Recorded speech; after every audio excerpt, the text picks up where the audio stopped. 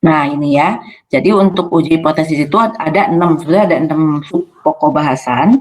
Yang pertama review preview, kemudian dasar-dasar dari pengujian hipotesis, dan klaim atau pernyataan tentang suatu proporsi populasi. Nah yang chapter 84, 85, 86, atau subpokok bahasan 84, 85, 86 ini akan kita bahas. Nah yang pertama review dan preview dulu. Di chapter 2 dan 3 kita kan sudah menggunakan statistik deskriptif untuk mensummary data menggunakan instrumen-instrumen seperti grafik gitu ya. Sebentar, ada yang masuk. Seperti grafik, terus juga kita statistik deskriptif ini kan mencakup statistik ya. Statistik itu adalah ukuran dari sampel. Nah, statistik bahas yang menjadi cakupan sampai dengan pokok bahasan kita sekarang itu terdiri dari 3, yaitu mean, standar deviasi, proporsi sampel gitu kan. Nah ini kalau statistik kan sampel berarti rata-rata sampel, proporsi sampel sama statistik. Sementara kalau parameternya berarti kan rata-rata populasi, rata-rata populasi, proporsi populasi, dan standar deviasi populasi, ukuran populasi. Gitu. Nah kan kemarin juga sudah pernah disinggung ya bahwa sekarang itu kita akan lebih bahas ke metode untuk statistik yang sifatnya inferensial, di mana kita akan menggunakan sampel itu untuk membuat suatu keputusan atau kesimpulan tentang suatu populasi. Jadi kalau statistik deskriptif itu kan sifatnya hanya kita mensummary-kan, tidak bisa mengambil suatu kesimpulan atau keputusan berdasarkan grafik-grafik itu. Kita hanya bisa mensummary-kan, oh data ini kayak gini gitu kan. Tapi untuk menghasilkan suatu keputusan ini, sebentar ya, ada yang masuk. Nah, untuk mengambil suatu keputusan, nah ini ranahnya itu adalah statistika inferensial. Nah, kemarin juga kan kita sudah singgung ada 2 kegiatan utama dari statistik inferensial itu, di mana kita menggunakan data sampel. Nah, ini penaksiran dari parameter populasi. Nah, seperti dengan menggunakan confidence interval. Nah, ini kan sudah kita pelajari kemarin ya, minggu kemarin. Bisa mengestimate parameter populasi itu kan langsung dari statistiknya. Misalkan kita punyanya informasi tentang, nah kita nggak bisa langsung konversi X bar ini menjadi mu kan, tapi kita perlu suatu metode untuk menaksir mu-nya, yaitu dengan confidence interval. Tapi X bar ini itu the best point estimate gitu. The best point, tapi dia tidak bisa langsung menjadi ukuran yang yang kita gunakan. Oh ini kalau X barnya sekian, jadi mu itu dalam suatu rentang atau interval. Kayak gitu. Nah yang kedua, nah ini yang akan kita pelajari, yaitu menguji suatu hipotesis atau klaim tentang suatu parameter populasi. Parameter di sini kan jelas ya cakupannya tadi untuk di bahasan kita, yaitu proporsi populasi, rata-rata populasi, dan standar deviasi atau varians populasi, seperti itu. Jadi di pertemuan selanjutnya kita sudah belajar tentang metode penaksiran parameter populasi menggunakan confidence interval. Nah sekarang kita masuk ke metode untuk melakukan pengujian hipotesis, di mana kita akan mengambil suatu keputusan atau kesimpulan dari suatu data sampel yang kita ambil, seperti itu. Oke. Nah, definisi hipotesis itu adalah suatu klaim atau pernyataan tentang suatu dari populasi. Maksudnya properti di sini itu tadi parameter gitu ya. Sebetulnya suatu parameter yang tadi yang salah satunya kan, salah 3-nya itu adalah proporsi, rata-rata, dan standar deviasi. Nah kalau tes hipotesis itu berarti suatu prosedur standar untuk menguji suatu klaim tentang suatu properti dari suatu populasi, seperti itu ya. Nah, diharapkan kita bisa membangun suatu kemampuan lah ya, suatu kemampuan untuk melakukan hipotesis atau pernyataan yang dibuat tentang suatu suatu parameter populasi gitu. Misalkan kita ada suatu klaim, ada pernyataan. Nah, tujuan utama daripada pertemuan kita sekarang adalah ya diharapkan teman-teman semua bisa melakukan, yaitu kaitannya dengan proporsi, rata-rata, dan standar deviasi. Nah, ini contoh hipotesis yang bisa diuji, misalkan kalau untuk di bidang genetik gitu ya.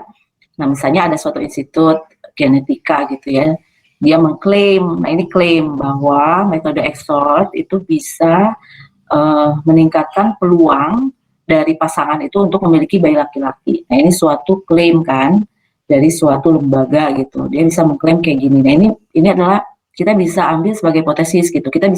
Nanti kita bisa identifikasi dari klaim ini, itu bisa dijadikan sebagai hipotesis. Kemudian kalau untuk bisnis misalnya,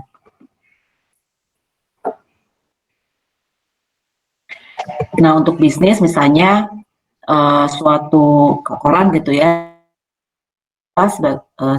sebagian besar pekerja itu mendapatkan pekerjaannya itu melalui networking. Nah, ini kan suatu klaim yang perlu dibuktikan, bener nggak kayak gitu kan. Nah, ini tentu saja bisa dibuktikan gitu ya, kita bisa dapat evidence itu berdasarkan pengujian hipotesis.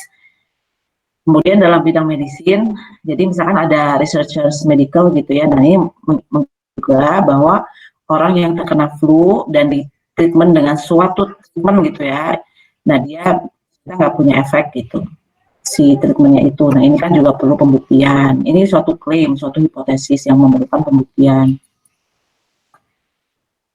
Nah, ini terkait keselamatan pesawat, misalkan ada the Federal Aviation Administration, itu bahwa rata-rata berat badan seorang penumpang itu lebih besar dari 185 gitu kan. Dan itu 20 tahun yang lalu misalnya gitu. Nah, ini kan juga merupakan suatu klaim atau hipotesis. Kemudian quality control, nah ini kan terkait mean ya, rata-rata ini kan berarti mean gitu. Ini ini suatu klaim terkait populasi kan, yaitu rata-rata populasi. Ini properti dari populasi. Itu dia bisa menjadi suatu hipotesis. Kemudian quality control gitu ya, suatu peralatan baru digunakan untuk suatu altimeters aircraft manufacturer gitu ya. Nah, altimeters yang baru itu lebih baik ketika gitu ya variasi errornya itu bisa dikurangi gitu. Artinya ini sudah mencakup parameter populasi berupa varians ya, varians atau standar deviasi. Nah, benar nggak gitu bahwa klaimnya bahwa altimeters yang baru itu bagus loh karena variasi errornya bisa dikurangi. Nah, ini benar nggak gitu kan? Apakah benar variasinya gitu kan? Nah, itu butuh suatu pembuktian. Nah, ini bisa menjadi hipotesis-hipotesis. Ini semua menyangkut menyangkut proporsi dari populasi. Nah, kalau genetika berarti kan ini menyangkut proporsi. Kalau bisnis untuk yang hipotesis terkait bisnis ini juga proporsi juga ya. Nah, untuk medicine ini tidak punya efek. Nah, ini juga proporsi. Nah, adapun untuk safety ini rata-rata quality control itu standar deviasi atau varians. Jadi sebelum kita, tapi ini hanya sebagai pengingat kita gitu. Misalnya kayak kita harus berpikir lebih ke bahwa daripada ketika kita ada klaim, terus kita ada klaim dari suatu dari suatu populasi, terus kita daripada jangan terburu-buru untuk melakukan uji hipotesis gitu ya. Nah, sebelum melakukan uji hipotesis ini, cek dulu gitu konteks datanya, sumber datanya, dan sampling metode, karena itu kan akan mempengaruhi sekali kita akan hasilkan gitu. Ketika data atau sumber datanya itu nggak valid atau sampling, ya tentu saja kita upaya kita dalam melakukan uji hipotesis relatif akan sia-sia gitu ya, karena akan menghasilkan hasil yang mislead. Karena itu sebelum melakukan datanya, source of data, sumber datanya ya, dan metode samplingnya.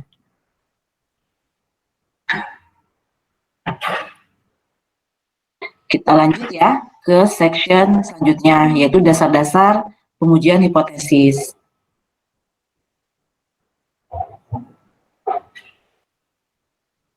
Nah, jadi dalam kita mempelajari gitu pengujian hipotesis, nah kita perlu tahu dari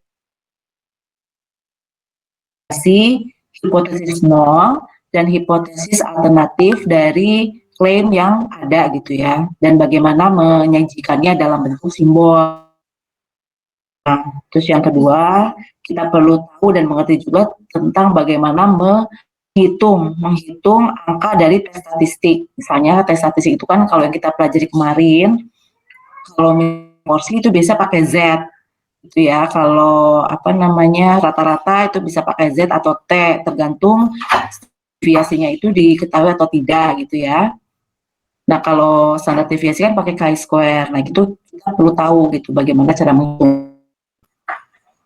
Nah, dengan berdasarkan klaim atau data sampel yang ada gitu. Kemudian yang ketiga, kita perlu tahu bagaimana mengidentifikasi critical values. Ini yang kalau kita kemarin kita pelajari itu kan itu kan kalau misalnya kita pakai Z gitu ya untuk proporsi, berarti Z alpha. Nah, Z alpha-nya berapa? Kalau dua sisi kan Z alpha per 2, nantilah kita pelajarin Z alpha-nya gitu. Nah, ini tentu saja mengacu pada level significance-nya, yaitu alfanya.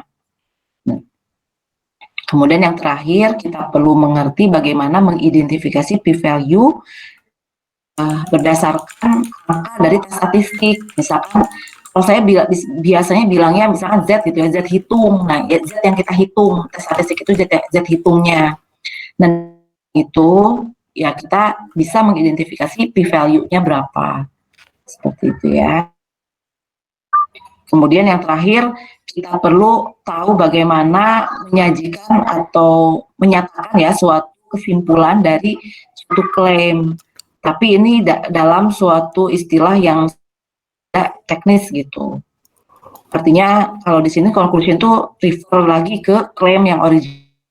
Jadi sudah kita harus hindari istilah teknis dalam kita menyatakan conclusion atau kesimpulan. Nah, ini ya. Nah, ini yang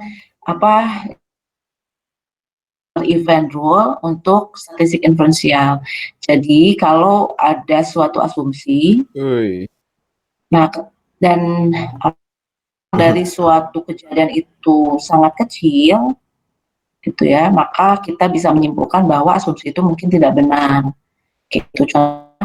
Nanti juga ada ya. Jadi contohnya misalnya metode XORT itu kan berdasarkan sampel, klaimnya itu kan metode XORT itu bisa meningkatkan peluang pasangan untuk melahirkan bayi perempuan. Nah, berdasarkan data sampel itu ada 97 dari 100 gitu, dari 100 kelahiran. Berarti kan dia proporsinya kan besar kan, 0,97. Sementara kalau kita bayi laki-laki dan perempuan itu kan 0,5 dan 0,5. Maka asumsinya kan proporsi dari lahirnya bayi perempuan ya harusnya 5,5 kan. Itu adalah asumsinya, jadi asumsinya adalah P populasi gitu ya, populasi itu sama dengan 0,5. Tapi ketika data sampelnya menunjukkan P topi itu berarti proporsi sampelnya 0,97, misalnya ya dalam hal itu ternyata peluang terjadinya 97 dari 100 kelahiran itu ternyata sangat-sangat kecil. Nah, kita bisa simpulkan bahwa lahirnya bayi perempuan sama dengan 0,5 itu mungkin tidak benar. Dalam hal ini yang berarti kesimpulannya metode XORT itu memang efektif dalam meningkatkan peluang melahirkan bayi perempuan, kayak gitu. Nah, ini rare event, artinya 97 lahirnya bayi banyak, 97 dari 100 kelahiran itu memang rare, itu jarang gitu. Yang artinya si asumsi yang common, yang usual itu berarti nggak benar. Nah, ini adalah komponen-komponen dari uji hipotesis yang secara formal gitu. Nah, ini yang pertama ada yang namanya H0. hipotesis nol.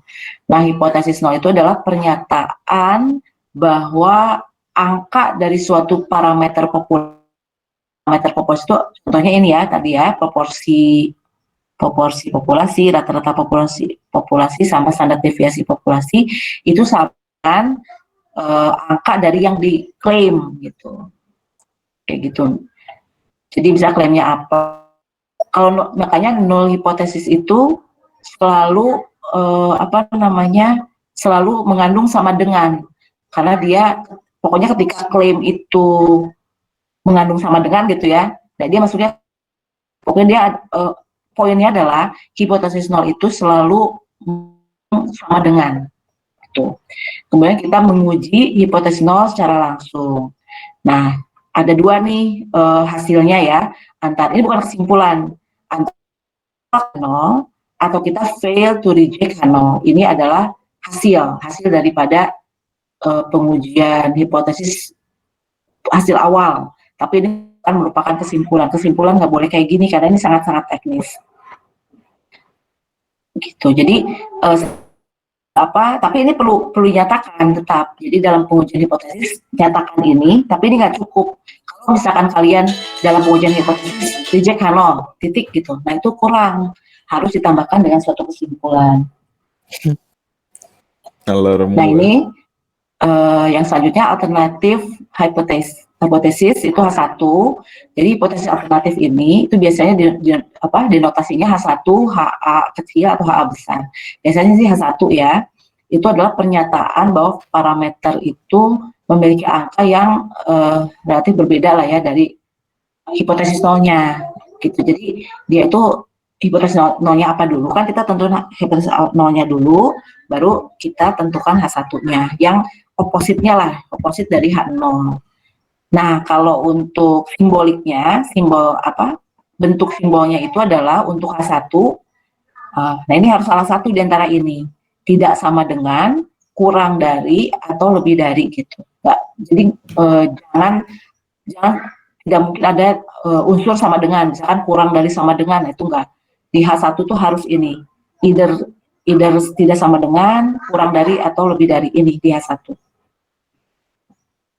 Nah, kalau misalnya H1-nya misalnya ya tidak sama dengan, berarti kan H0-nya sama dengan. Nah, kalau misalnya H1-nya kurang dari, berarti kan logikanya kan di H0-nya lebih besar sama dengan. Tapi biasanya enggak kayak gitu. H0 itu tetap sama dengan. Biasanya H0 itu sama dengan aja cukup. Enggak yang lebih sama dengan atau kurang dari sama dengan, enggak. Jadi walaupun secara klaimnya itu lebih besar sama dengan, tetap dalam H0 itu tetap hanya sama dengan saja gitu.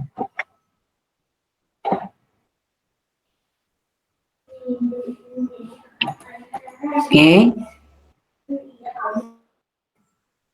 Nah, jadi ketika ini tentang membangun suatu, jadi ketika kita mau melaksanakan suatu, kemudian kita mau melakukan suatu uji hipotesis untuk mensupport klaim, maka klaimnya di hipotesis alternatif gitu. Kalau mau sifatnya support,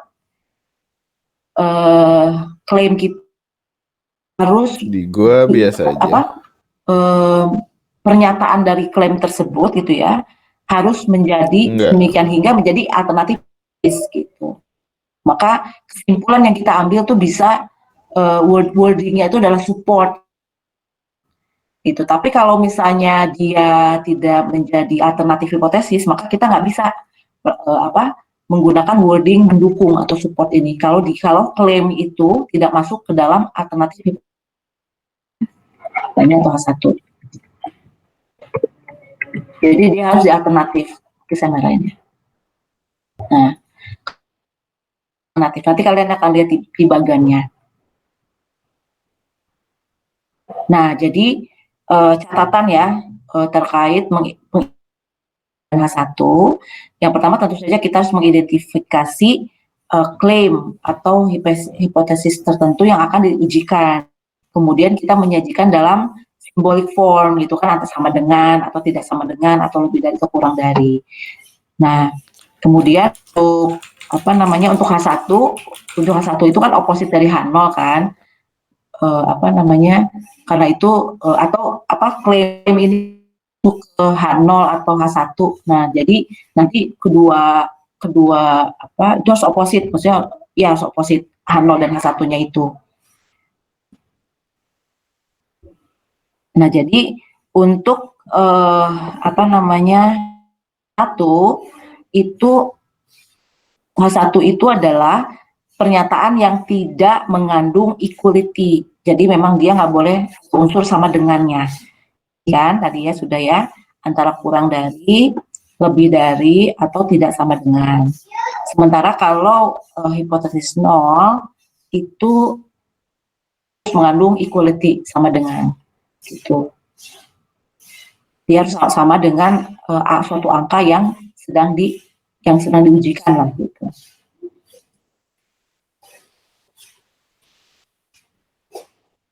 Nah, ini contoh, misalkan ada klaim ya, bahwa rata-rata berat badan dari penumpang pesawat, ini termasuk membawa bagasi gitu ya, bagasi yang ditenteng itu. Nah, itu maksimum 195. Ya. Nah, terus kita selanjutnya kita diminta untuk menerapkan prosedur yang 3 tahap tadi gitu ya, untuk mengidentifikasi itu seperti apa. PKL di mana, Kim? Nah, langkah pertama berarti kan kita klaim yang ada gitu ya dengan simbolik form. Berarti kan klaimnya itu kalau itu kan seperti ini ya. Berarti mu, karena tadi kan dibilang maksimum 195 lb. Berarti mu kurang dari sama dengan 195 lb. Ini adalah daripada klaim yang kita punya. Nah, apa namanya, kedua, nah kita paling dekat itu doang. Kalau misalnya, yaitu kalau misalkan ini salah, berarti kan mu lebih dari 195 lb yang benar kan? Tangerang. Kita cari opositnya. Nah kan, kita 1 dan 2 itu kita coba mengekspresikan klaim itu ke dalam bentuk simbol. Kita sudah ada 2 kan, 2 simbol. Ya udah gue pilih itu aja. Atau 2 equation. Nah, berarti kita sudah ada 2. Nah, kalau kita lihat yang mu lebih dari 195 ini kan tidak mengandung equality, maka dia menjadi hipotesis alternatif. Kayak gitu ya. Jadi lebih dari 195 itu merupakan hipotesis alternatif. Nah, sementara yang nolnya yang kurang dari sama dengan 195. Tapi kita biasanya menyajikannya nggak seperti ini, nggak yang kurang dari sama dengan, tapi sama dengan saja. Jadi mu sama dengan 195 lb. Nah, ini adalah H. Nah, kalau kita perhatikan, ini kan merupakan klaimnya kan ini kan, sementara H0-nya ini sama dengan, terus H1-nya ini, ya kan? Ya, yang berarti yang ini kan nggak masuk ke H1 atau H0 kan, sesungguhnya gitu. Tapi tetap tapi maksudnya walaupun demikian gitu ya, dia tetap bisa diujikan hipotesis gitu. Walaupun misalkan nggak original klaimnya nggak termasuk, tapi bisa kita lakukan uji hipotesis.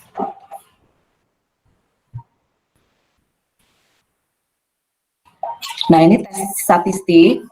Nah, tes statistik ini itu angka yang digunakan untuk membuat suatu keputusan mengenai hipotesis 0.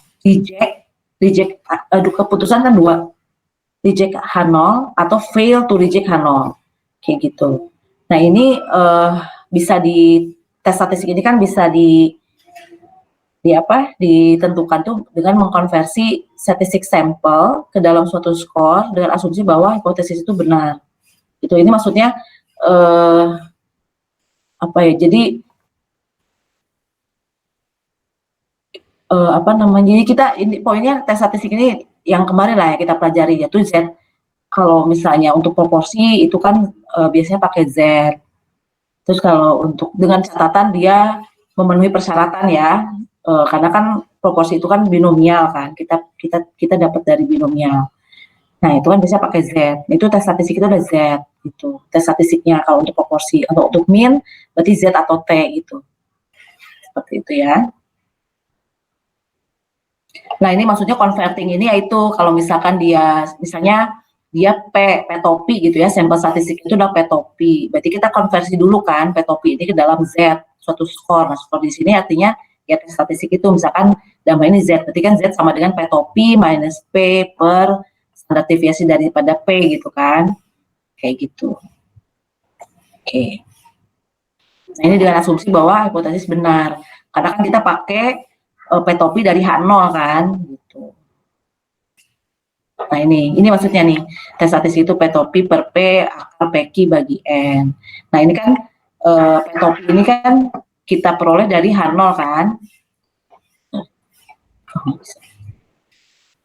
Nah P topi ini itu kita bisa peroleh dari H0-nya. Jadi kenapa ada statement dengan asumsi bahwa H0 itu benar, karena kita menggunakan P topinya dalam kita menghitung Z-nya gitu. Nah begitu pula dengan min tes statistik untuk rata-rata pakai Z juga kan, kalau misalkan dia diketahui sigmanya ini X bar minus mu sigma per akar N, atau T ketika sigma atau standar deviasi populasi itu tidak diketahui, jadi X bar minus mu bagi S per akar N. Nah ini untuk standar deviasi itu chi-square ya, tes statistiknya N-1 dikali dengan varians dari sampel dibagi varians dari populasi. Nah ini adalah statistik formulanya.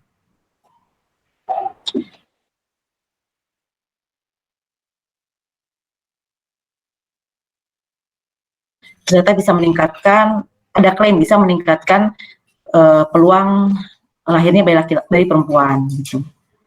Nah ternyata dari 14 pasangan itu ada 13 pasangan yang ada ibu dari maksudnya ada 15 pasangan yang memiliki bayi perempuan, ada 13, sementara yang bayi laki-laki hanya 1 dari 14 itu.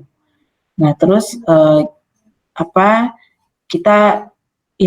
pertanyaannya kita pakai tes statistik gitu ya untuk menguji, kita diminta untuk menghitung tes statistik gitu. Nah tes statistik, kemudian apa sih syaratnya agar distribusi untuk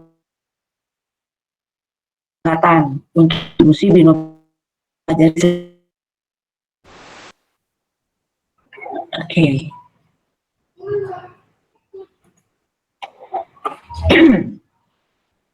Nah ini berarti kan adalah 0,5.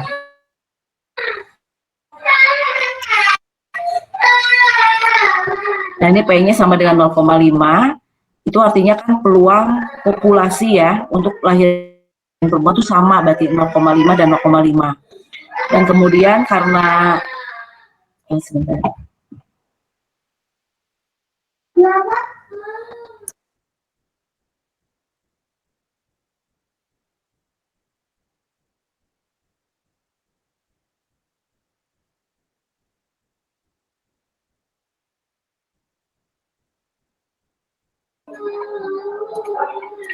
Nah ini diasumsikan bisa klaimnya itu bisa meningkatkan kemungkinan lahirnya bayi perempuan gitu ya, maka P itu berarti kan hak alternatifnya, untuk hipotesis alternatifnya P lebih besar dari 0,5 gitu ya. Nah kita mengasumsikan gitu bahwa H0 itu sama dengan 0,5, kemudian kita hitung P topinya. P topi itu kan 13 lahirnya bayi perempuan tadi ya, dibagi total kelahiran 14, P topinya atau proporsi sampel atau proporsi taksirannya itu adalah 0,929. Nah jadi berdasarkan ini kan kita punya 3 informasi, bahwa proporsi dari populasi itu adalah 0,5. Kemudian proporsi taksirannya atau proporsi sampelnya itu sebesar 0,929 dan M-nya total sampelnya adalah 14. Nah jadi untuk kita menghitung tes statistiknya itu adalah kita masukin aja rumus yang formula tadi. Jadi kan ini saya sebut biasanya Z hitung. Ini untuk membedakan, jadi nanti ada artinya Z critical value itu kan ditentukan berdasarkan alfa ya. Alfanya berapa. Nah, ini Z hitung, artinya kita menghitung nih dari data sampel yang kita punya. Jadi P topi dikurangin P per akar PQ per N. Kita masuk adalah 3,21 Z yang kita hitung. Nah, jadi kita tahu lah ya bahwa Z score sebesar 321 itu unusual karena dia lebih besar dari 2. Kayak gitu. Nah, jadi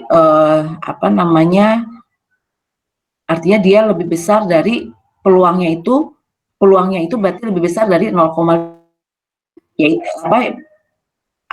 dan memang benar kan 0,925 itu memang signifikan gitu, lebih besar dari 0,5. Nah, jadi 0,929 ini terletak dalam range suatu angka-angka yang signifikan gitu. Sorry. Karena memang jauh gitu di atas 0,5. Ya inilah ya. Sorry nih, sebentar.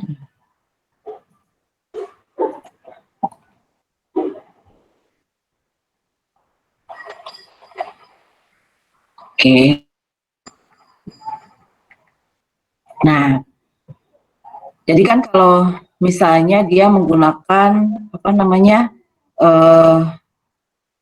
itu 0,05 gitu ya. Jadi level of significance itu adalah yang misalkan ingin kita pakai, alfanya adalah 0,05. Berarti yang ini adalah besarannya adalah 0,05 itu. Dan ini ini digunakan sebagai kriteria dalam mengidentifikasi sampel proporsi yang usual atau unusual gitu. Jadi kalau yang di daerah hijau ini, ya, di daerah hijau ini merupakan proporsi sampel yang sifatnya usual, yang yang mungkin terjadi gitu. Tapi kalau orange ini adalah daerah di mana proporsi jika proporsinya terletak di daerah orange ini, maka dia suatu unusual atau rare event gitu.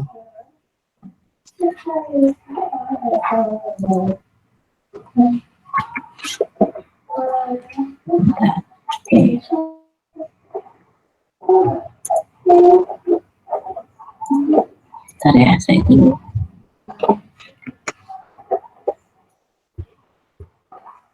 Oke.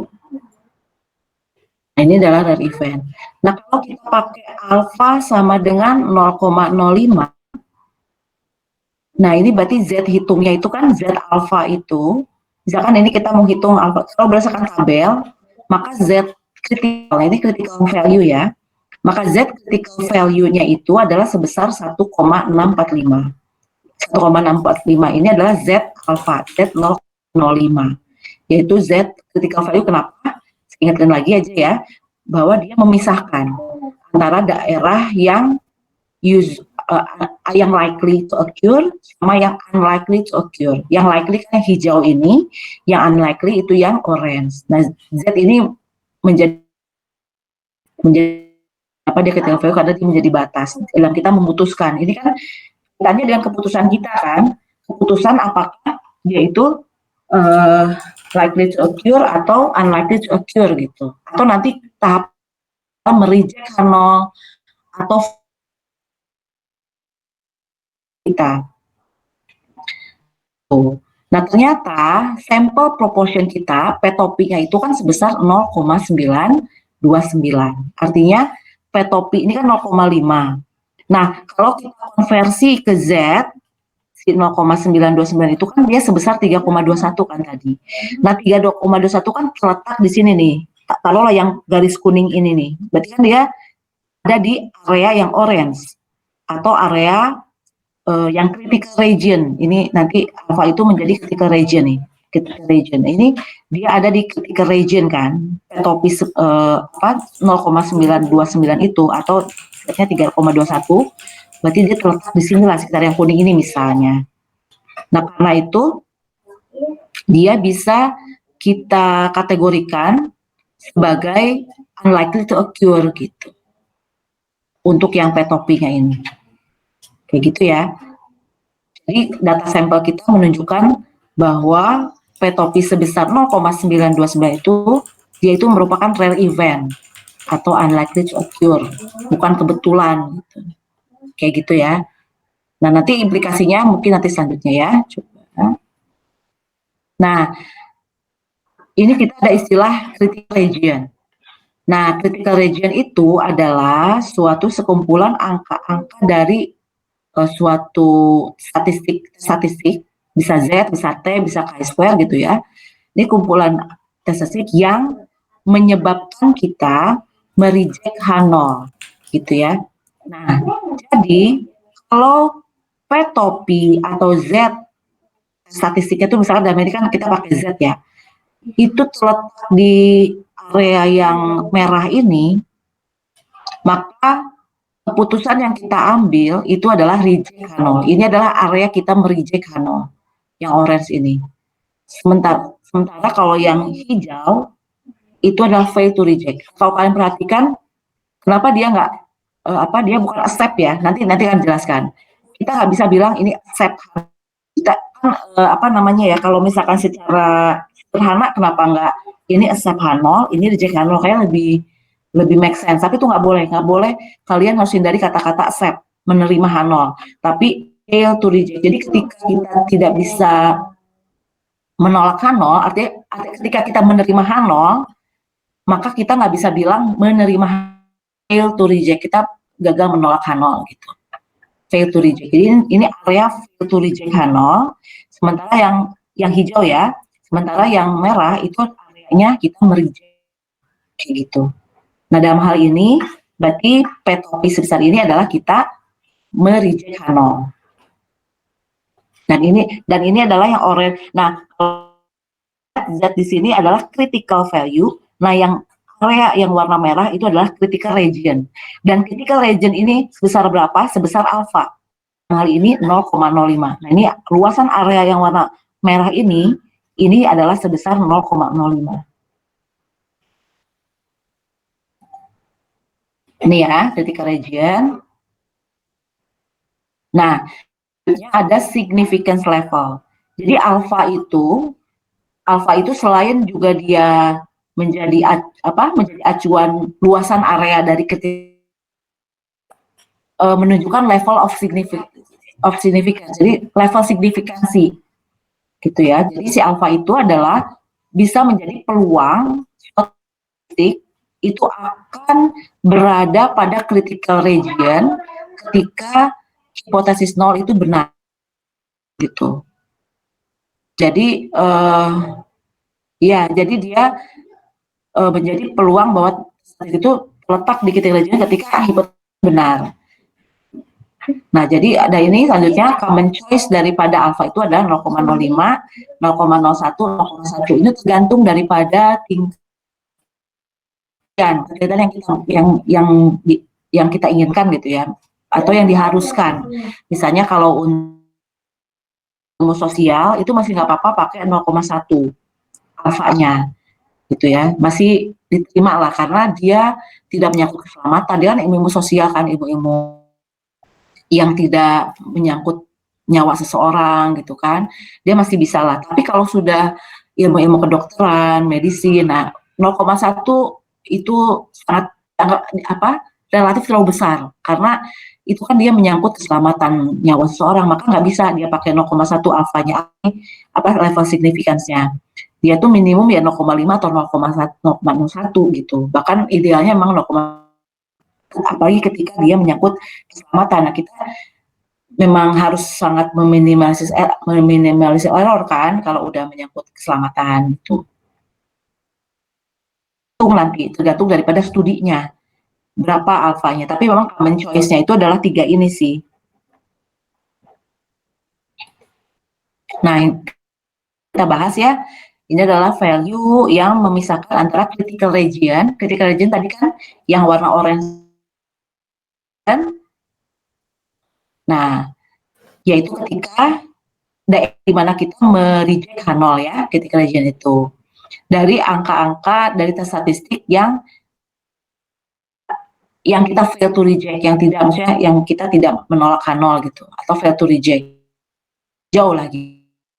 Nah, critical values ini tentu saja tergantung dari nature dari hipotesis nolnya gitu ya, terus sampling distribution, sampling significance levelnya gitu. Jadi maksudnya kalau misalkan dia hipotesis nolnya terkait dan sampling distributionnya itu ya terkait dengan proporsi, maka kan kita pakainya Z, standar deviasi kan kita pakainya chi-square gitu. Nah itu kan tergantung ya, ketika valus ini kan tergantung dari hipotesis nolnya apa, sampling distributionnya apa, dan alfanya berapa gitu.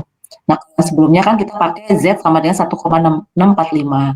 Nah Z ini karena critical values, karena kita akan menguji proporsi. Jadi distribusi samplingnya adalah Z. Dan dia juga distribusi samplingnya dia normal gitu kan. Dia bisa didekati dengan distribusi normal. Makanya dia bisa pakai 1,65 ini korespon to Z alpha, Z 0,05. Seperti itu. Nah ini p-value-nya. P-value itu adalah peluang suatu angka statistik itu tuh setidaknya ekstrim gitu ya dari yang kita yang mewakili data sampel gitu. Ini kan p-value ini kan dari data sampel kan kita peroleh. Nah itu uang angka itu setidaknya sama-sama ekstrim lah gitu dari sampel data. Nah ini p-value itu ada 3 jenis. Yang pertama ketika critical region-nya itu ada di ujung kiri. Jadi p-value-nya itu adalah area dari area ke dari tes statistik itu tuh itu karena kan dia di left tail. Coba yang mana? Nah ini ya, kalau left tail itu berarti daripada bukan di sini, ini adalah right tail. Ini adalah right tail. Nah kalau left tail itu berarti dia di sini. Ini left tail. Jadi areanya itu area daripada misalkan ini Z juga ya, ini Z ke kiri. Nah itu adalah left tail. Nah kalau right tail itu yang tadi, mana tadi? Sebentar ya.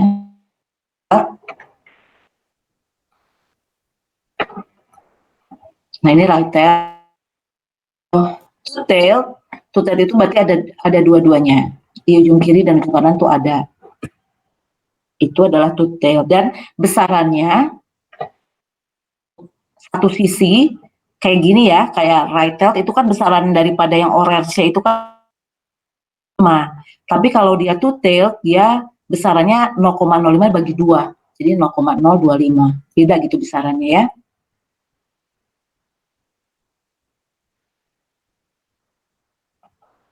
Nah, jadi kalau untuk kita ada critical untuk dua tail ini, nah p-value-nya itu harus dikali 2. Gitu ya. P-value-nya harus dikali 2. Nah, kalau untuk untuk yang right tail atau untuk yang left tail kan ya sudah gitu ya, dari critical values-nya kita tentukan value-nya itu kita kalikan 2. Karena dia kan ada di 2 area ya. Nah, jadi terkait p-value ini, jadi hipotesis nol itu ditolak ketika p-value-nya ini tuh sangat-sangat kecil, seperti 0,05 atau kurang dari 0,05. Jadi kalau angka P-nya itu kecil, maka kita menolak H0. Tapi kalau angka P-nya besar, maka kita fail to reject H0. Kita tidak bisa mereject.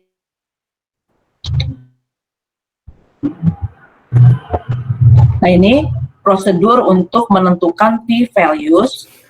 Nah, jadi kita pertama tentukan dulu nih, apa jenis tesnya.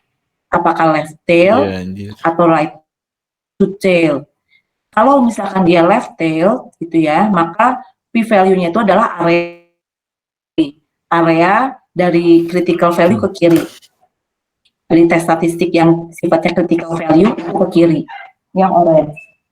Ini, nah, kalau tail berarti p-value itu adalah area tekanan dari suatu tes statistik yang value. Oh, maaf, bukan dari critical value, dari tes statistik yang dihitung. Maaf ya. Nah, ini jadi kalau tail berarti dia ke kiri, area yang ke kiri itu yang dihitung gitu. Misalkan Z hitung atau T hitung atau chi-square hitung gitu ya. Nah, ini berarti yang ke kanan. Tail itu kan ada 2 nih. Nah, berarti dia p-value-nya itu adalah 2 kali area ini gitu. Misalkan hati-hati kan dia kalau to tail itu kan di left ada, di right juga ada kan. 2 kali dari area ini gitu. Atau 2 kali area ini. Salah satu misalkan kita hitung berdasarkan ini saja gitu ya. Oh, ternyata misalkan Z hitungnya 1,96 misalkan gitu. Nah, berarti kita hitung nah itu langsung kali 2. Bukan berarti ini kali 2 kita jumlahkan, nggak kayak gitu. Salah satu saja.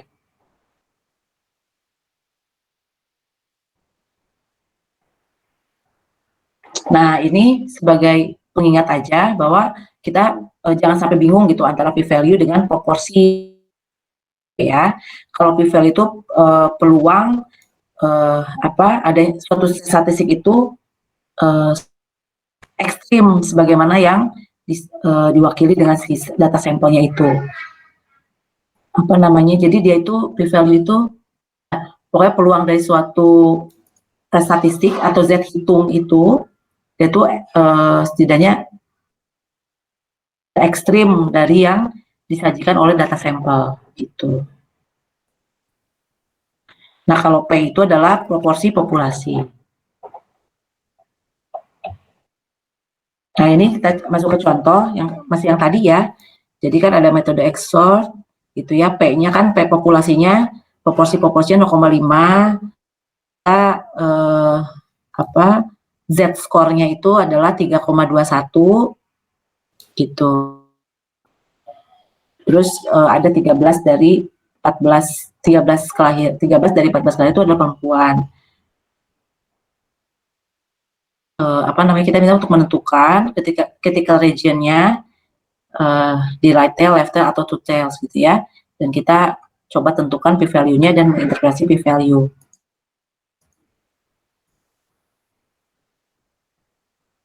Jadi kan kalau Hanlo-nya itu kan tadi kalau ini klaimnya beda ya. Nah, kalau yang tadi kan dia efektif gitu ya. Kalau ini klaimnya beda. Jadi bahwa kalau di sini kemungkinan lahirnya bayi perempuan itu tidak sama dengan 0, nah, berarti kita H1-nya itu lain. H1-nya adalah P tidak sama dengan 0,5. Karena itu two tails ya. Nah, terus kita diminta untuk menghitungnya dari two tail ini. Gitu. Tes statistiknya itu adalah sebesar Z 3,21 ya. Nah, itu sebesar tadi kan, yang 13/14 tadi. Kan kita tadi sudah dapat kan, Z hitungnya itu adalah 3,21. Nah, kita mengacu ke tabel, nah Z sama dengan 321 itu, peluang luas areanya itu adalah 0,07. Itu jadi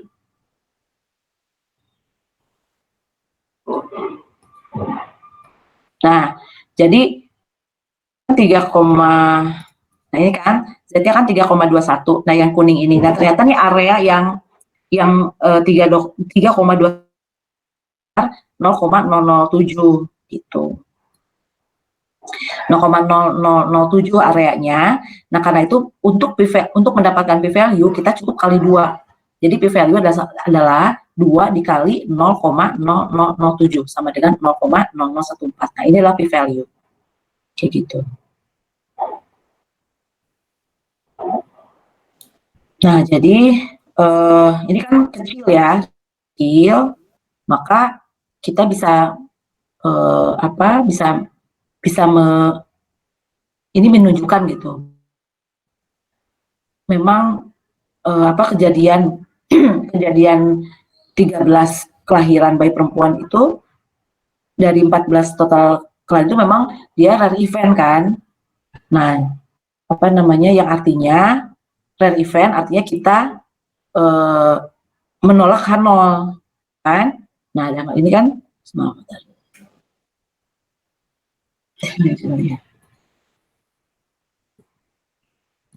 nah ini kan darah kita menolak H0, reject H0 kan. Nah, berarti kita mereject H0, dimana H0 itu kan sama dengan 0 itu kan.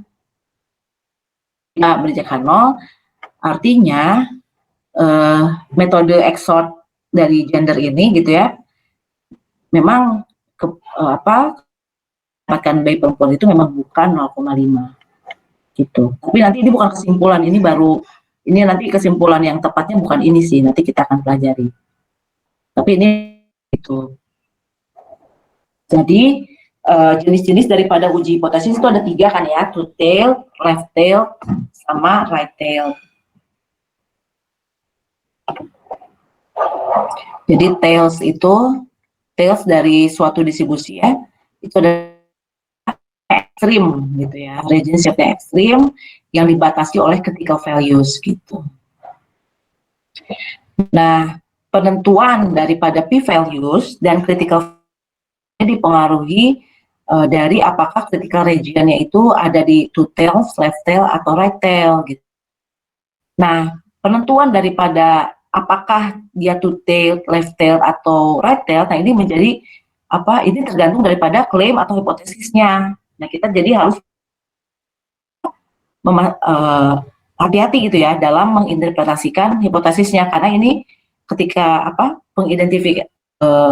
pengidentifikasian hipotesis ini nanti akan berpengaruh tentuan apakah dia two tail, left tail, atau right tail, yang kemudian kan nanti akan berpengaruh ke penghitungan critical values-nya, apa Z hitungnya gitu kan, apa Z critical values-nya,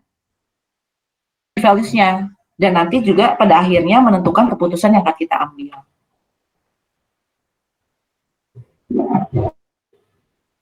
Nah, ini yang two tail itu kan H0-nya sama dengan, H1-nya berarti tidak sama dengan. Nah, tidak sama dengan itu artinya adalah kurang dari atau lebih besar dari gitu. Dan ini ada 3 area. Yang pertama area yang ujung kiri, ini adalah area kita mereject H0. Yang hijau mereject H0 ini karena kita ekstrim kan, ini bukan common, ini bukan area yang usual. Gitu. Kalau ini yang fail to reject, ini justru area yang usual. Ini fail to reject, kita tidak bisa mereject H0. Dan yang ujung kanan, dia juga area untuk kita mereject H0. Dan H1-nya itu tidak sama dengan, harus tidak sama dengan. Seperti itu. Dan alfa-nya, alfa itu kan akan menentukan area yang merah ini kan. Nah, alfanya itu, luas area yang merah itu masing-masing adalah alfa per 2. Ini alfa per 2, untuk yang kanan, yang kiri juga sebesar alfa per 2. Nah, tail itu H0-nya sama dengan, itu pasti sama dengan kan. Nah, H1-nya itu kurang dari, itu left tail, makanya dia adanya di left, gitu. Kurang dari. Nah, besaran luasan yang warna merah itu adalah sebesar alfa, yaitu nggak seperti yang yang two tail kan alfa per 2 ya, tapi kalau di left tail itu sebesar alfa gitu. Dan ini daerah yang orange sama ya, ini reject H0, yang merah ini reject H0, sementara yang hijau itu adalah fail to reject H0. Nah, ini yang right tail, H0-nya sama dengan, A1-nya lebih dari artinya di kanan. Untuk fail to reject H0 dan untuk yang kanan itu kita mereject H0. Dan besarannya ini adalah alfa juga. Ini.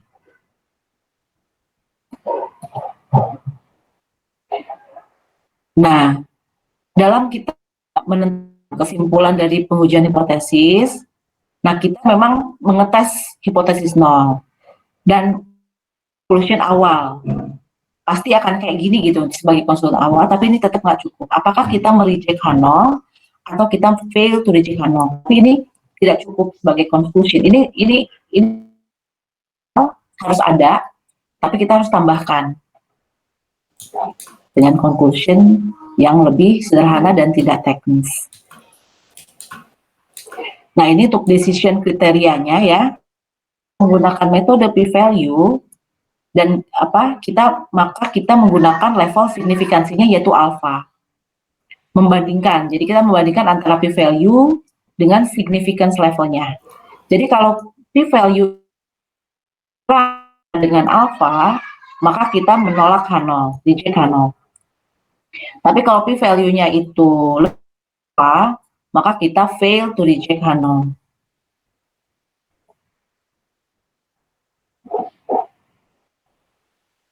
Selanjutnya ada metode tradisional. Nah, metode tradisional ini digunakan jika tes statistik, jika Z terletak di antara critical region, yang berarti critical region ini kan yang warna merah tadi ya, maka kita reject H0. Tapi kalau statistik itu tidak terletak di antara region, artinya di daerah warna hijau, maka itu kita fail to reject H0. Kayak gitu. Nah, option yang lain, ya mungkin untuk beberapa barangkali ya,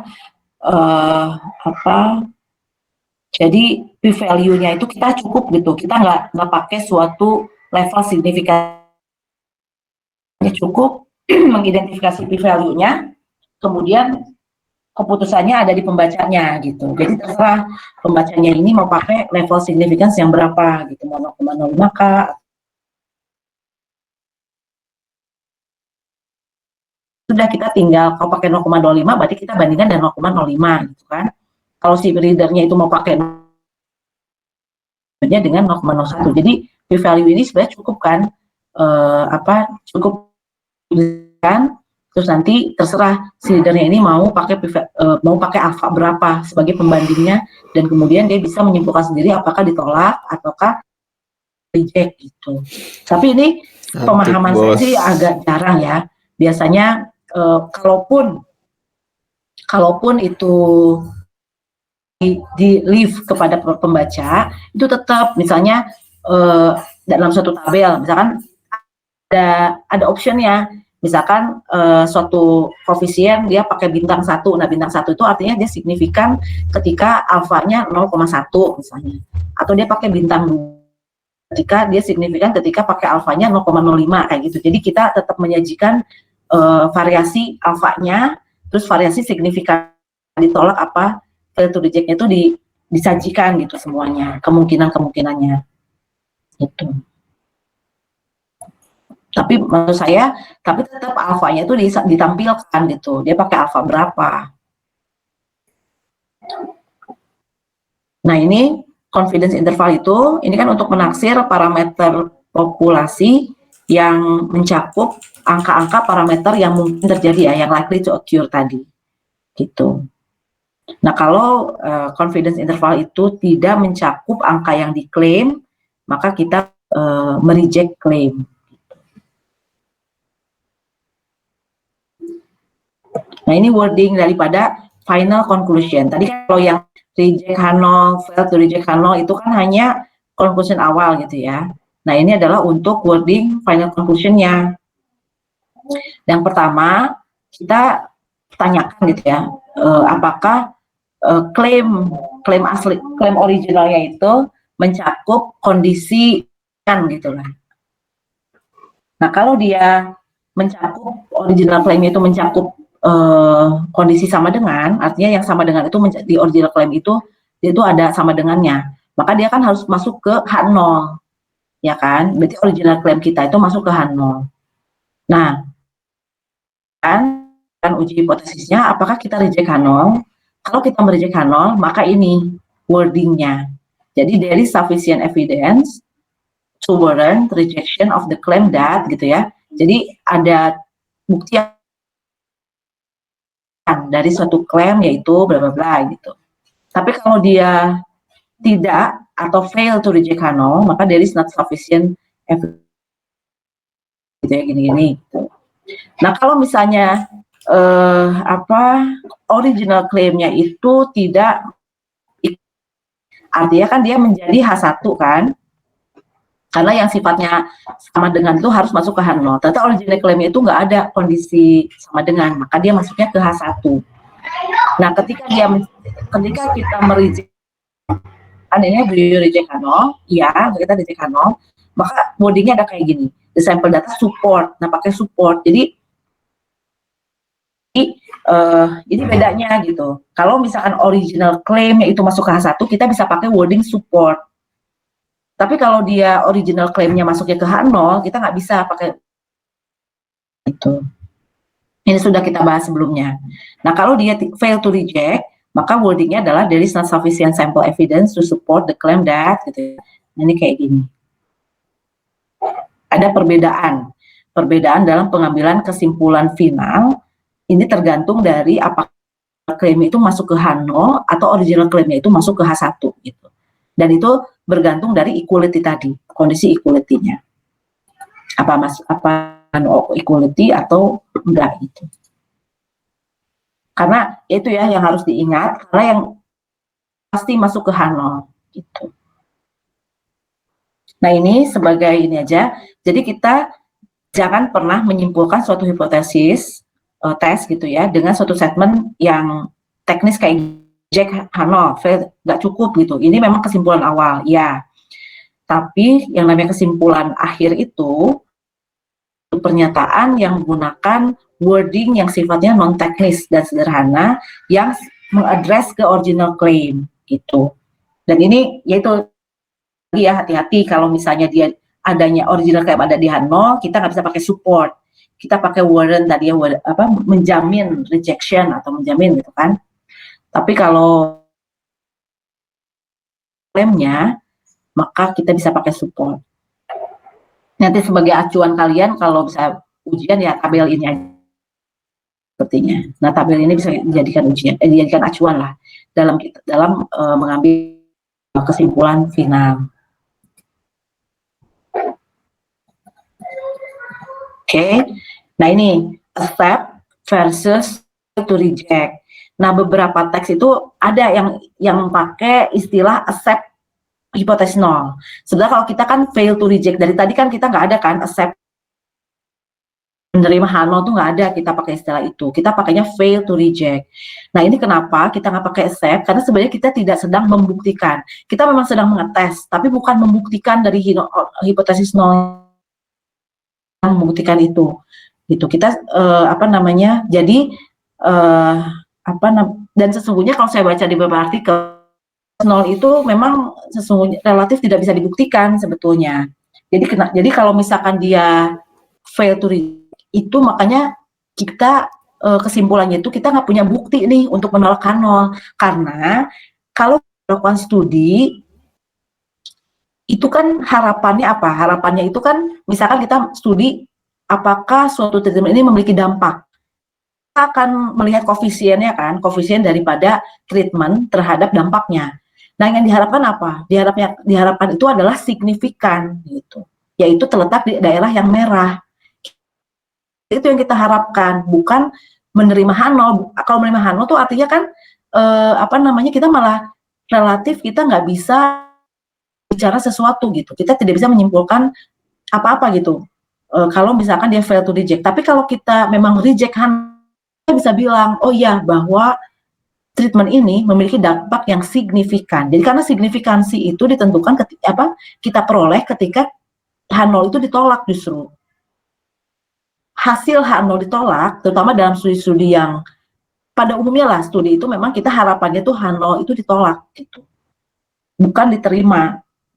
Nah karena itu, tapi ketika kita fail to reject, kita tidak bisa mereject H0, kita nggak bisa, makanya karena itu kita nggak karena kita tidak sedang membuktikan itu.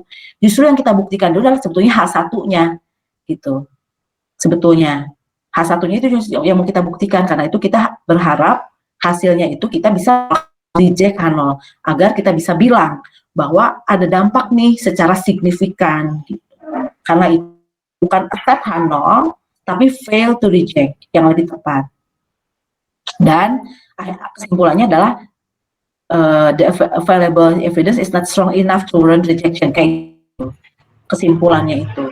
Dan ini adalah ketika walaupun ini adalah ketika original claim-nya itu ada di gitu. Jadi walaupun jadi ketika original claim-nya ada di H0, kita nggak bisa bilang juga support ketika kita fail to reject ya. Padahal kan seolah-olah kalau original claim kita ada di H0, kenapa kita nggak support gitu ya?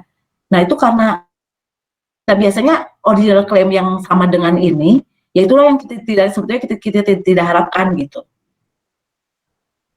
Biasanya ya dalam suatu studi itu, bahkan kalau yang pernah berdasarkan pengalaman saya, mendapatkan suatu hasil studi yang sifatnya kita fail to reject, itu jadinya kita tidak bisa bilang apa-apa gitu.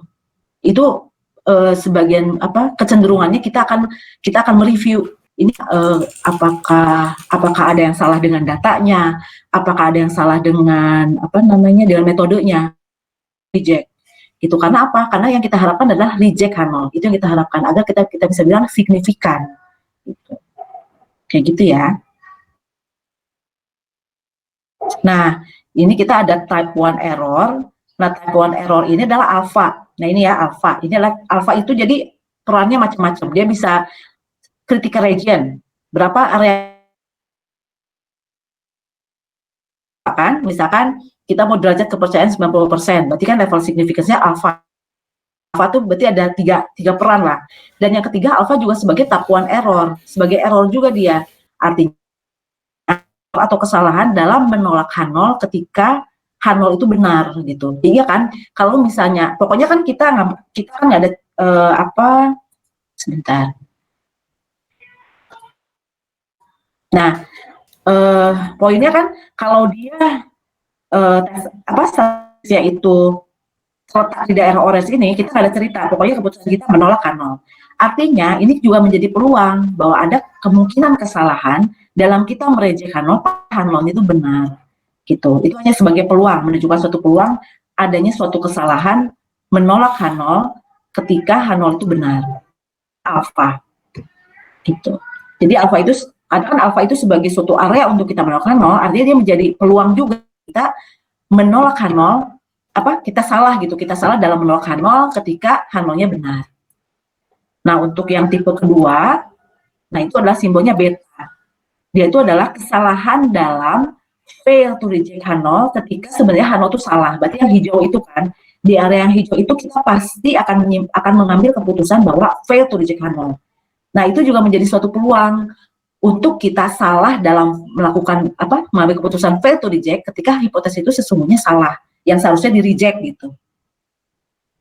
Nah beta itu denotasi dari atau simbol dari tipe kedua dari error.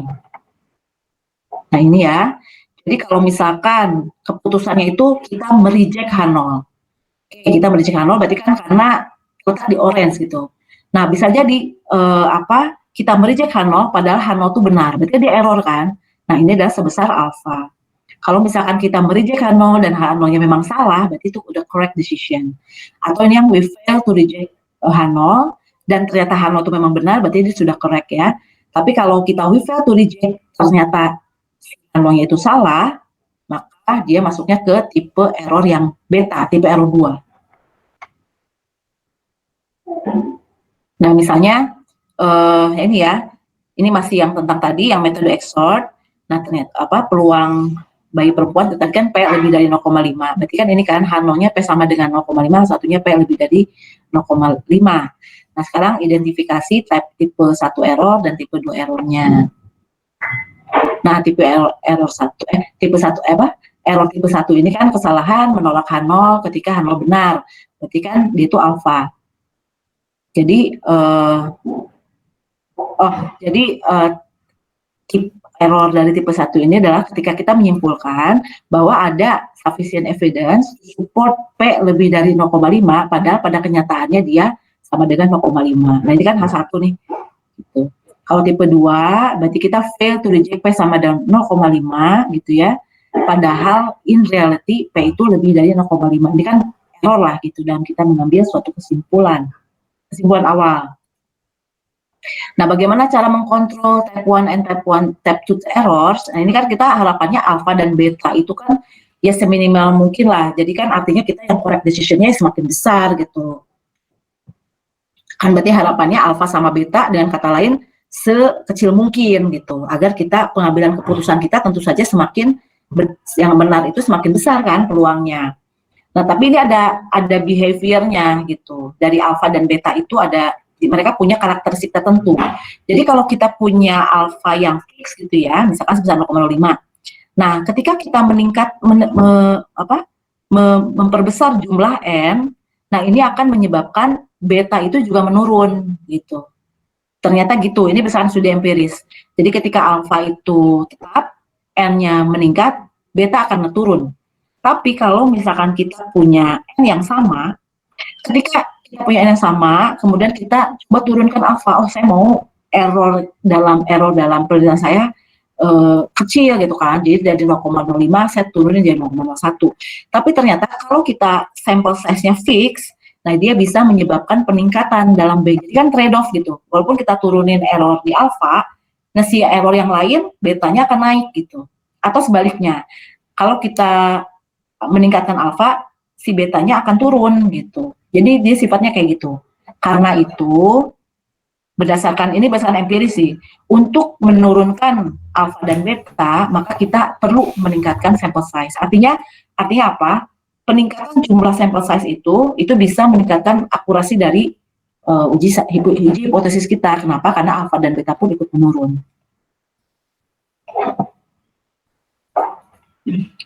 Nah ini ya. Ini memakai p-value method. Ini komprehensif pengujian hipotesis. Nah, pertama kita identifikasi klaimnya. Ini kan sudah ya tadi, terus pakai simbol. Nanti kan ada H1, H2, ya nomor 3. Terus yang nomor 4-nya kita tentukan level signifikansi alfanya. Gitu. Nah, biasanya kan 0,05 atau 0,01. Kemudian kita mengidentifikasi statistiknya yang relevan ya. Apakah Z, gitu, apakah T atau Chi-square, gitu kan, tes statistiknya apa, terus dari tes statistik itu kita bisa tentukan p-value-nya. Nah, terus kita bisa gambarkan, kita pakai gambar p-value-nya apa, Z hitungnya berapa, gitu kan, p-value-nya berapa. Terus kita juga bisa menentukan kan critical region-nya, alfanya berapa tadi yang merah itu kan, kemudian kita cari kita tentukan p-value-nya saja kalau dalam hal ini. Nah, karena ini kan pakai p-value method, karena ketika kita sudah mendapatkan p-value, kita bisa langsung bandingkan dengan alfanya, di mana kita mereject H0 ketika p-value itu lebih besar daripada alfa. Kemudian kita simpulkan, mengatakan kesimpulan berdasarkan tabel wording final conclusion. Nah, di situ acuannya kita ambil kesimpulan. Nah, kalau ini untuk yang traditional method, jadi ya, ini sama nih, tahap 1, 2, 3, 4. Nah, yang kelima juga sama, berarti kita tetap harus tentukan statistik tesnya. Nah, terus yang keenam, untuk traditional method ini, kita tentukan tes statistiknya, kemudian critical values-nya. Critical values itu kan misalkan Z alfanya gitu ya. Misalkan kita pakai Z, berarti kita tentukan Z hitungnya, Z alfanya sama alfanya, critical region-nya. Kemudian kita gambarkan, coba ya. Nah, untuk ini berarti kan kita gambarkan ya step ke-6 ya. Ini step ke-6. Step 6. Nah, ini step 6. Jadi kita tentukan Z statistiknya. Z statistiknya dari sini. Z hitung tadi ya. Nah, kita tentukan di sini. Terus kita tentukan critical values-nya, misalkan ini Z alpha-nya. Misalkan kita asumsi ini left tail ya.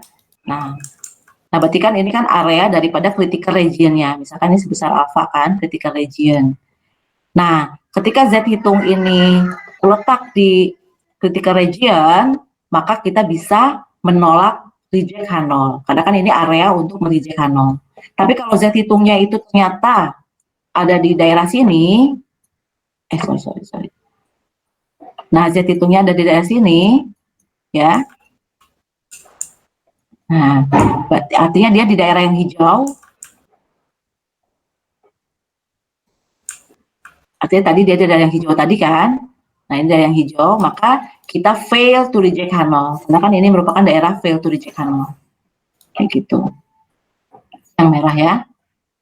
Nah, kayak gitu. Nah, setelah kita memutuskan kesimpulan awal dia fail to reject atau dia reject H0, maka kita untuk final wording conclusion-nya kita acu ke tabel tadi. Artinya kita tentukan original claim-nya itu ada di H0 atau ada di H1 gitu ya. Nanti kan sudah ada acuan di tabel final wording.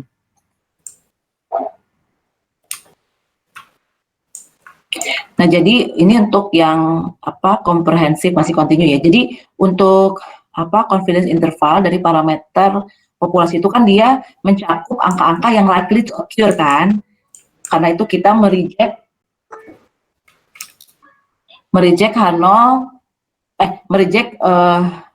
klaim tentang parameter populasi kalau dia tidak ada tercakup di confidence interval gitu. Jadi kalau misalkan confidence intervalnya misalkan P-nya itu 0,4 sampai 0,5. Sementara yang kalau klaimnya itu Jadi kalau misalkan klaimnya itu 0,5 gitu kan. 0,5 klaim. Tadi kan P itu kan sama dengan 0,5. Parameter itu 0,5, tapi ternyata confidence intervalnya 0,7 sampai 0,9 misalkan. Berarti kita reject H0. Gitu, reject klaim bahwa populasi parameter itu sebesar 0,5. Itu ya.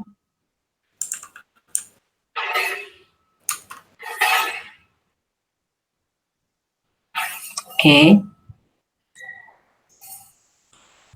Nah, di beberapa kasus kesimpulan berdasarkan confidence interval itu bisa jadi berbeda dan conclusion berdasarkan hipotesis gitu. Ini sebagai ini aja. Bisa beda gitu. Nah, ini ada namanya power of test ya. Nah, power of test itu apa? Nah, power test itu adalah peluang 1 minus beta. Beta itu tadi ya type to error kan. Nah, jadi peluang untuk menolak 0 yang memang salah gitu. Artinya dia pengambilan keputusan yang benar juga, yaitu menolak H0 yang salah gitu. Nah, jadi si value power ini tuh dihitungnya itu kan berdasarkan significance level tertentu alpha, kemudian berdasarkan parameter populasi tertentu gitu. Tapi dalam menghitung power of test ini memang relatif tidak bisa sesederhana alpha gitu ya. Kalau alpha kan derajat kepercayaannya berapa ya sudah, misalnya P-nya 95, berarti kan 100 minus 95 95. Tapi kalau dalam menghitung beta dan dalam hal ini power of hypothesis itu 1 minus beta, ini memang butuh software gitu, nggak bisa secara manual. Nah, jadi misalnya 0,05 itu kan memang common choice ya, untuk level signifikans atau alpha.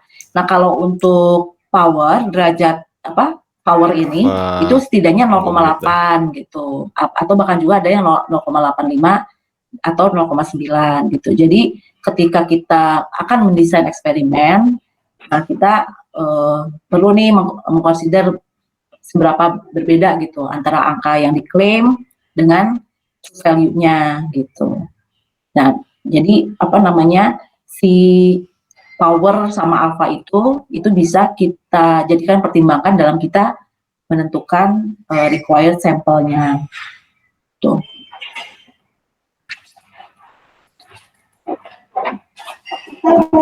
Oke, jadi kita sudah membahas tentang hipotesis nol dan alternatif. Ada tes statistik juga, significance level yaitu alpha, p-values-nya. decision kriterianya, type 1 dan type 2 error, sama power dari tes pengujian hipotesis. Di sini ada pertanyaan.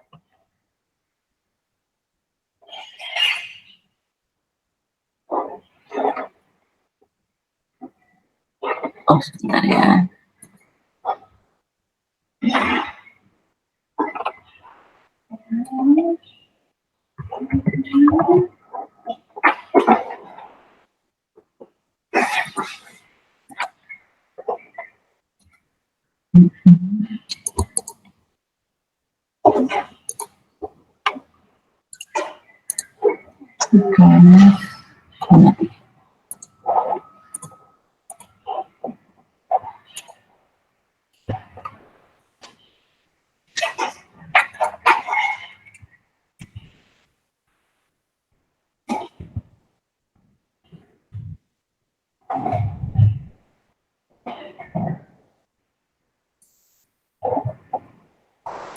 Oke, ada pertanyaan? Belum ada?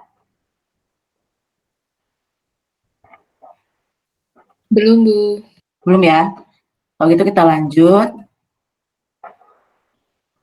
ke pengujian klaim tentang suatu proporsi. Nah, jadi ini pada bagian ini kita akan mempelajari tentang prosedur yang lengkap ya untuk pengujian hipotesis tentang proporsi populasi. Nah, ini juga kita pakai komponen-komponen gitu ya, seperti untuk p-value method, addition method, sama penggunaan confidence interval.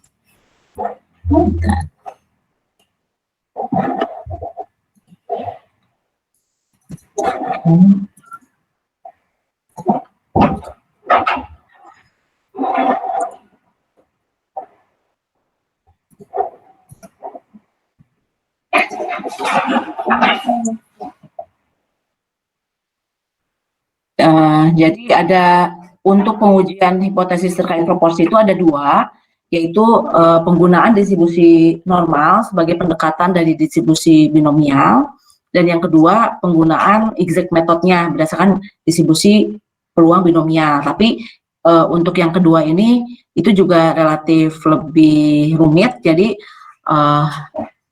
tidak bisa dilakukan secara manual, jadi harus menggunakan software untuk yang kedua. Jadi yang biasa digunakan manual gitu ya, itu yang pendekatan yang nomor 1, di mana kalian sudah pernah gitu ya melakukan itu gitu, pendekatan normal sebagai pendekatan untuk binomial. Oke. Nah, ini metode dasar dari pengujian klaim tentang proporsi populasi. Nah, ini kan ada N, jumlah trials, karena kan proporsi kan terkait dengan distribusi binomial, terus ada P-topi atau PH, proporsi sampel, X per N, P itu adalah proporsi populasi. Nah, ini digunakan dalam hipotesis 0, dan Q itu 1 minus P. Nah, ini adalah persyaratan untuk menguji klaim tentang proporsi populasi P. Yang pertama, ini kan terkait dengan distribusi binomial ya, bahwa observasi sampel itu harus sampel yang acak dan sederhana. Kemudian semua kondisi dari binomial distribusi binomial itu dipenuhi, yaitu ada fixed trials, dia independen gitu kan ya, dan ada 4 itulah, ini ada 2. Dan yang terakhir persyaratan NP dan NQ lebih dari sama dengan 5, itu dua-duanya satisfied, sehingga kita bisa melakukan pendekatan distribusi normal, yaitu dengan mu sama dengan NP dan sigma akar NPQ gitu. Jadi dengan P ini adalah proporsi populasi, bukan proporsi sampel, bukan P-topi P-nya itu. Nah, ini adalah Z-nya, tes statistiknya. Kalau kita bisa menggunakan pendekatan normal, artinya kita bisa menggunakan distribusi Z kan, berarti Z itu sama dengan P-topi minus P dibagi akar PQ per R. Nah, ini untuk cari p-values-nya kita bisa gunakan tabel berdasarkan Z hitung. Jadi dari Z hitung itu, dari Z ini yang kita lakukan penghitungan, kita bisa tentukan p-values-nya menggunakan tabel A2 gitu.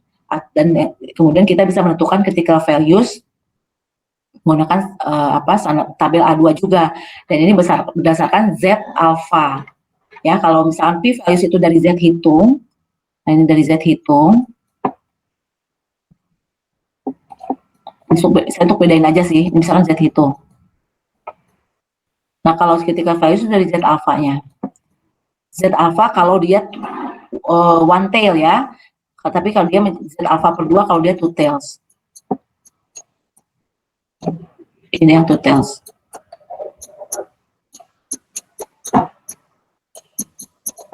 Tergantung jadi nanti. Oke. Nah ini tadi sudah ya, p-value itu apa, p itu apa, ini beda gitu. P-value kan apa namanya, peluang, misalkan peluang dari suatu tes statistik itu setidaknya ekstrim, sebagaimana yang diwakilkan dengan data sampel. Tapi kalau P itu proporsi populasi. Nah ini metode p-value dalam kita melakukan uji hipotesis proporsi ya. Nah ini sama gitu dengan yang di section sebelumnya. Gitu. Nah traditional method juga sama. Jadi kalau untuk p-value kan kita acunya ke tadi ya. Coba mana figur 88. Sebentar ya.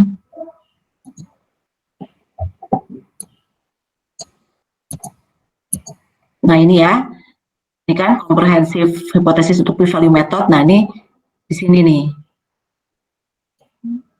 Nah ini untuk yang tradisional, sama lah step-stepnya gitu ya, untuk melakukan uji hipotesis proporsi.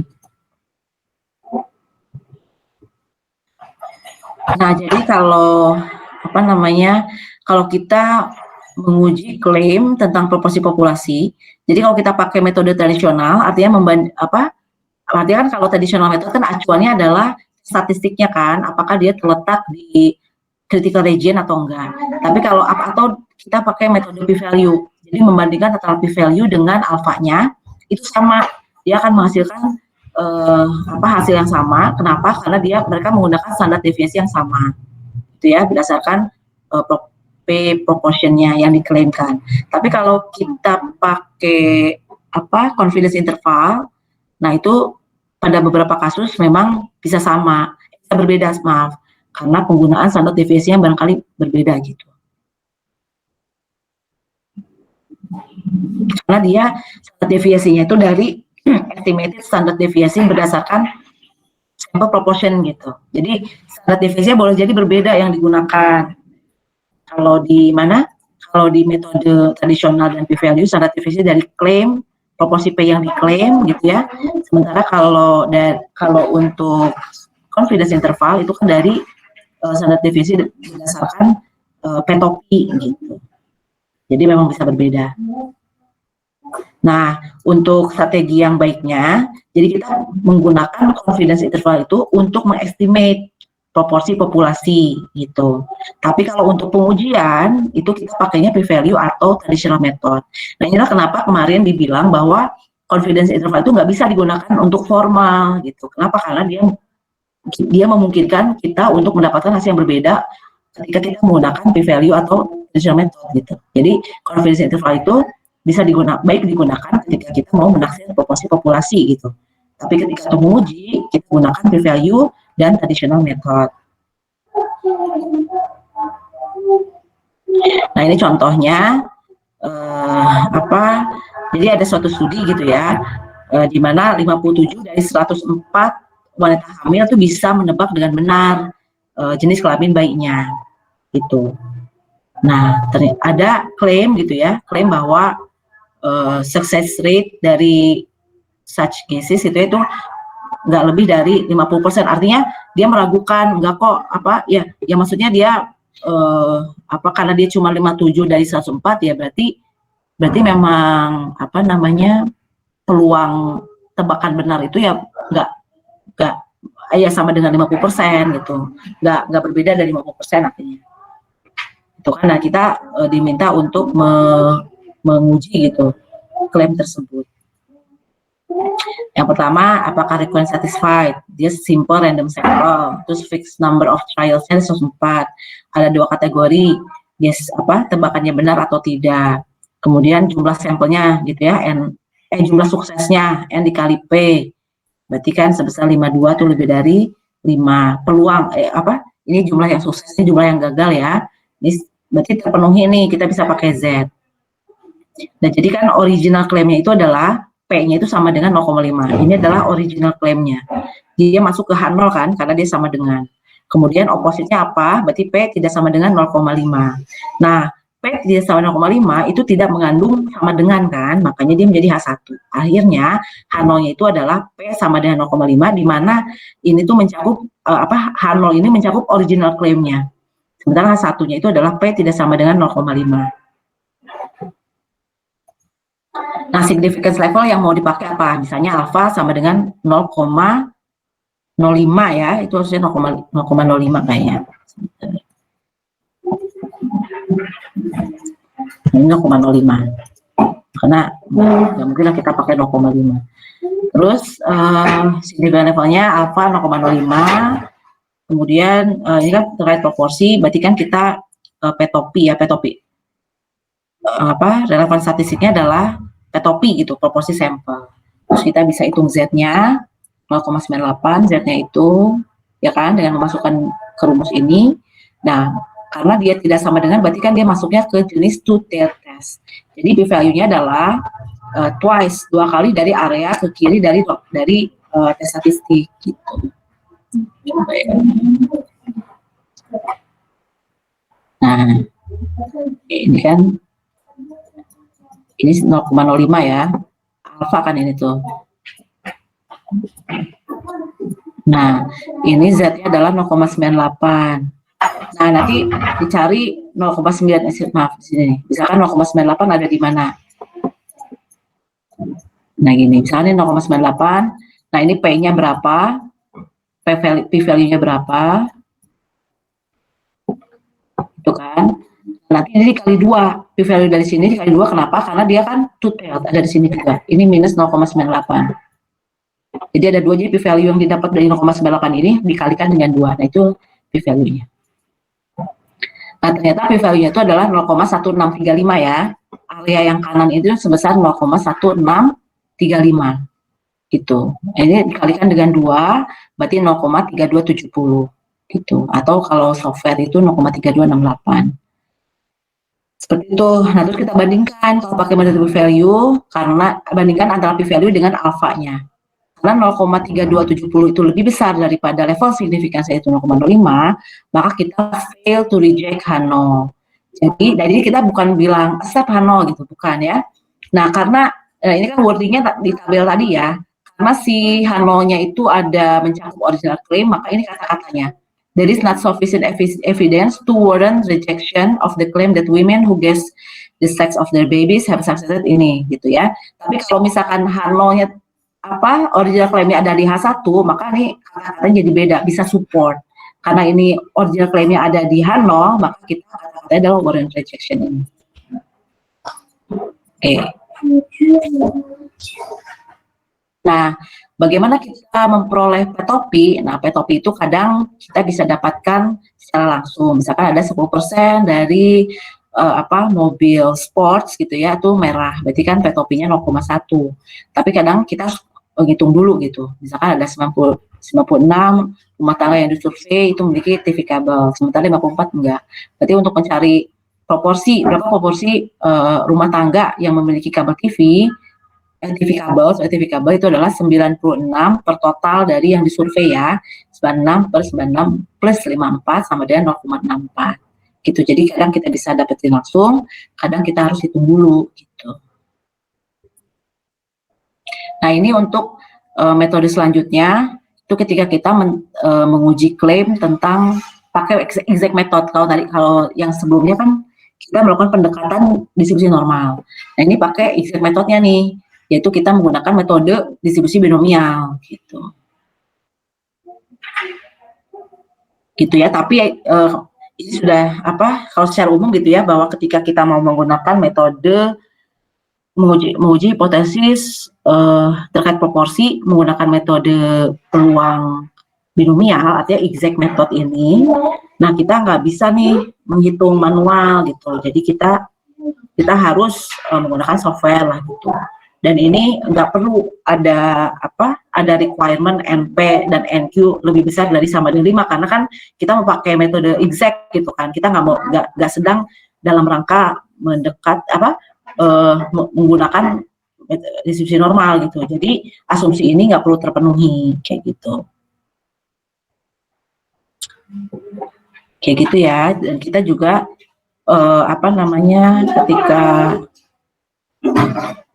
ketika kita mau menguji hipotesis menggunakan distribusi binomial exact ini, maka kita menggunakan distribusi peluang binomial dengan p-value method, dan kita menggunakan angka P gitu ya.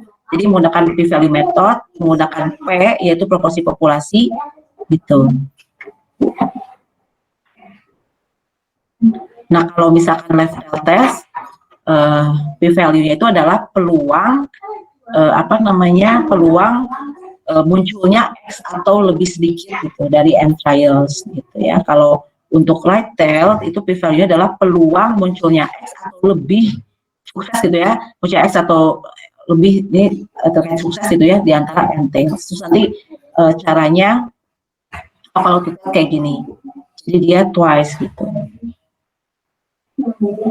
Nah, nanti bisa pakai p-value method gitu. Jadi membandingkan dengan alfanya yang digunakan. Oke.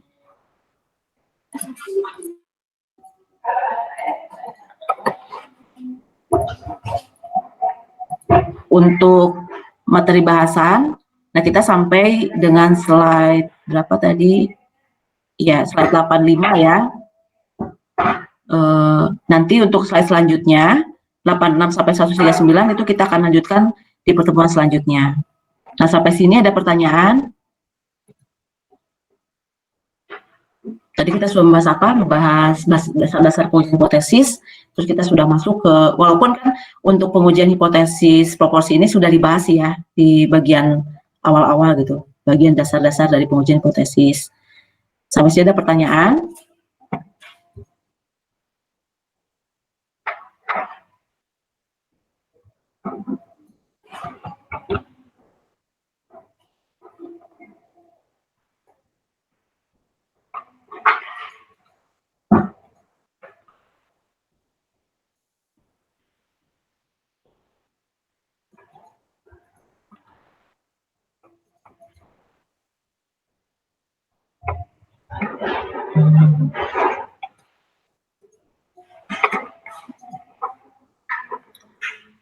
Belum ada? Belum ada pertanyaan? Nggak tahu. Belum ya? Oke, kalau gitu barangkali kita bisa akhiri dulu pertemuan sekarang. Tolong dibaca lagi aja ya, kalau misalkan belum mengerti bisa ditanyakan. Seperti itu. Nanti sesi selanjutnya itu ya. Kalau memang ini belum ada pertanyaan, berarti kemungkinan kan kita nggak bisa diskusi. Barangkali untuk yang 30 menit kedua nah itu kita bisa bahas soal kali ya. Seperti itu ya. Nanti saya siapkan soalnya, saya kirimkan. Terus nanti kita bahas. Seperti itu? Iya, Bu. Ya, baik.